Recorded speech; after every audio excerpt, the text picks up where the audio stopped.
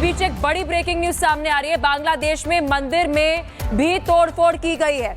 ये बड़ी खबर बांग्लादेश से आपको बता रहे, कट्टरपंथियों ने एक बार फिर से मंदिर को निशाना बनाया है। कॉक्स बाजार में स्थानीय हिंदुओं द्वारा गायों को काटने और एक हिंदू मंदिर में पिकनिक मनाने का विरोध करने के बाद आप सोचिए, इस्लामी भीड़ ने हिंदू घरों और मंदिरों पर पत्थर फेंके, तोड़फोड़ की, लूटपाट की। ये देखिए, ये स्थिति इस वक्त बांग्लादेश में बनी हुई है, जिसका जिक्र हम बार बार कर रहे थे कि हिंदुओं को टारगेट करना, मंदिरों को टारगेट करना और साथ ही हिंदू अगर घर में है तो उनके घरों को भी टारगेट करना, आग के हवाले कर देना। और ये एक्सक्लूसिव तस्वीर आपको बांग्लादेश से दिखा रहे हैं, जहां पर हिंदू घरों के साथ साथ जो मंदिर है वहां पर पत्थर फेंके जा रहे हैं, तोड़फोड़ की जा रही है, लूटपाट की जा रही है। ये स्थिति बांग्लादेश में बनी हुई है।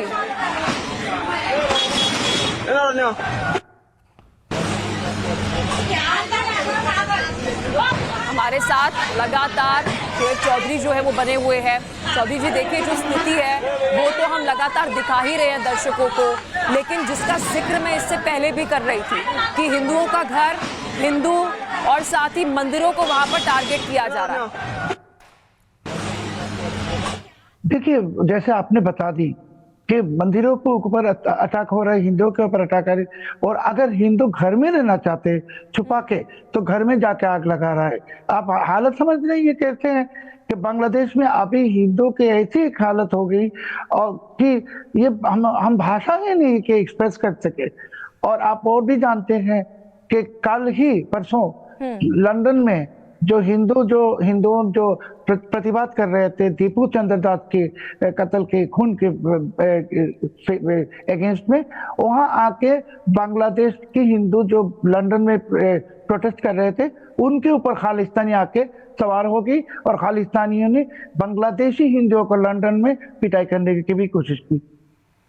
बिल्कुल, अभी जो स्थिति है वो चिंताजनक है। बहुत शुक्रिया शोएब चौधरी जी, आपने विस्तार से पूरी स्थिति जो है वो दर्शकों के सामने रखी है और तस्वीरें लगातार हम आपको बांग्लादेश से दिखा रहे हैं। ये देखिए, ये तस्वीरें आपको हिंदू घर से दिखा रहे हैं, जो आग आप देख रहे हैं। इससे पहले जो तस्वीर आपको दिखाई थी वो मंदिर की तस्वीर दिखाई थी, जहां पर किस तरीके से भीड़ पहुंचती है, इस्लामी भीड़ वहां पर पहुंचती है। और ये देखिए, ये दूसरी तस्वीर, ये दो तस्वीरें आपको दिखा रहे हैं। ये टारगेट किया जा रहा है हिंदुओं को, सनातनियों को। बांग्लादेश में मंदिर दिखे तो वहां पर तोड़फोड़ करो। हिंदुओं के साथ इस तरीके की हरकत जो है वो 2024 से लगातार जो है बांग्लादेश में देखने को मिल रही है, जहां पर मंदिरों में मूर्ति तक भी आप छोड़िए, उसे भी वहां पर नुकसान पहुंचाने की कोशिश की जा रही है। और दूसरी तस्वीर देखिए, अगर हिंदू घर पर बैठा है, कुछ नहीं कह रहा है, छिपकर बैठा है, तब भी उसके घर को आग के हवाले किया जा रहा है।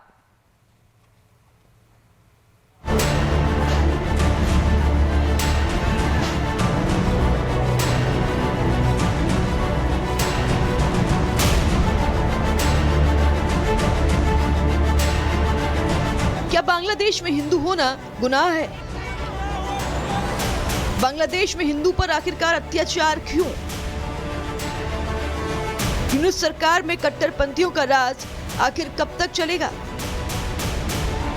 जब से बांग्लादेश में यूनुस सरकार काबिज हुई है, तब से हिंदुओं पर अत्याचार हो रहे हैं, हिंदुओं की हत्याएं हो रही हैं और यूनुस सरकार कान में तेल डालकर सोई हुई है। यूनुस सरकार कट्टरपंथियों को खुली छूट दे रही है, जिसका नतीजा है कि बांग्लादेश में हर दिन हिंदुओं की हत्या हो रही है, अल्पसंख्यकों को निशाना बनाया जा रहा है। दीपू चंद्र दास और अमृत मंडल की हत्या के बाद एक और हिंदू युवक की हत्या कर दी गई है। ये तस्वीर है कामदेव दास की, जिसकी बेरहमी से हत्या कर दी गई। गुनाह सिर्फ इतना था कि ये युवक हिंदू था। कामदेव पिछले कई दिनों से लापता था और एक हफ्ते के बाद उसकी लाश तालाब से मिली। बांग्लादेश में कट्टरपंथी हावी हैं और उसमें स्वार्थ मिला हुआ है यूनुस का।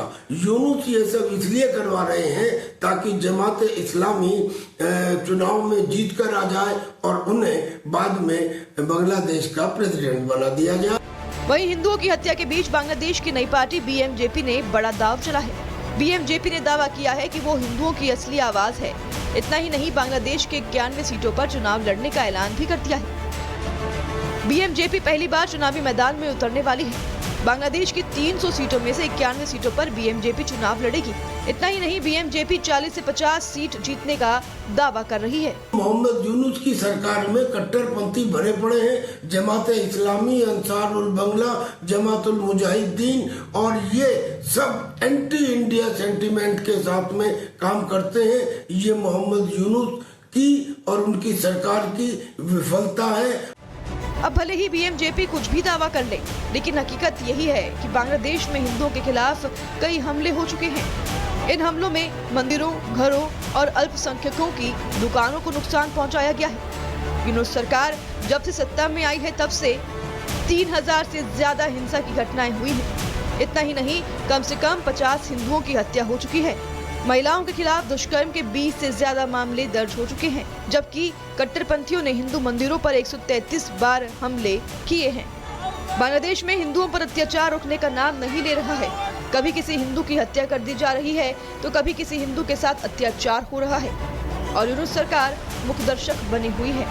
ऐसे में सवाल पूछा जा रहा है कि क्या बांग्लादेश में हिंदू होना गुनाह है? Bureau report, Republic Bharat. तो इसी बीच बांग्लादेश के मौलाना ने एक बार फिर से जहर उगला है। मौलाना शेख अब्दुल रज्जाक ने भारत के खिलाफ लोगों को भड़काया है और कह रहा है कि रविंद्रनाथ टैगोर को इंसान नहीं मानता है क्योंकि वो हिंदू थे, मुसलमानों, बांग्लियों, बंगाली भाषा के दुश्मन थे। ये बात मौलाना कहते हुए नजर आया। सुनिए आप भी क्या कह दिया मौलाना ने।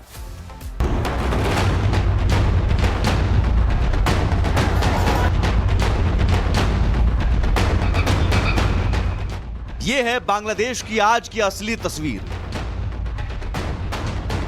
ये है बांग्लादेश की नई सरकार की नई विचारधारा। ये है बांग्लादेश की नई सोच का छोटा सा नमूना।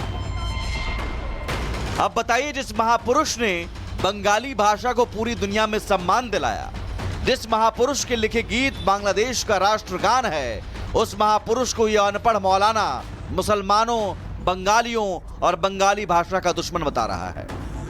ठाकुर का मानुष ही मने करी ना, ठाकुर तो एक हिंदू मानुष, वो मुसलमाনের शत्रु, वो জাতির শত্রু, वो বাঙালিদের শত্রু, वो ঢাকা বিশ্ববিদ্যালয়ের শত্রু, वो বাংলা ভাষার শত্রু। তাকে দাম দিতে হবে মানে? আমি বিবেক বেঁচে খেয়েছি। তুমি তো স্কুলে যে বলো। दरअसल इस मौलाना का मकसद है लोगों को भड़काना, युवाओं को हिंदुओं के प्रति उकसाना। ऐसे में ये कट्टरपंथी मौलाना जहर उगल रहा है, नफरत की बीज बो रहा है। वैसे बांग्लादेश के ऐसे कट्टरपंथी जब देश को आजाद कराने वाले शेख मुजीबुर रहमान को नहीं पहचाना, उनके स्टैच्यू पर खुलेआम गंदी हरकतें करने से बाज नहीं आए, वो कट्टरपंथी भला रविंद्रनाथ टैगोर जैसे महापुरुष को क्या तवज्जो दे। लेकिन मौलाना अब्दुल रज्जाक की जहरीली बोल पर भारत के बुद्धिजीवी भड़क उठे हैं। यूनुस सरकार में ऐसे मौलाना फफूंद की तरह उगाए हैं। बांग्लादेश के किसी भी कोने में चले जाएं, हर तरफ ऐसे कट्टरपंथी मौलानाओं की भरमार है। गांव से लेकर शहर तक, चौक से लेकर चौराहे तक, हर तरफ जिहादी सोच के मौलाना चलते फिरते आपको मिल जाएंगे, जो लोगों को भड़का रहे हैं, जिसकी वजह से हिंदुओं पर अत्याचार हो रहा है।